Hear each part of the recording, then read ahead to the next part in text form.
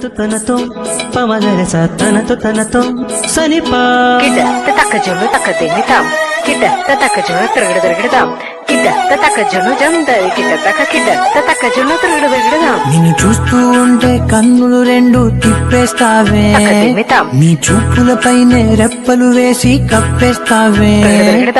కనిపించని దేవుణ్ణే కన్నార్పక చూస్తావే, కన్నుల ఎదుటే నేనుంటే కాదంటున్నావే.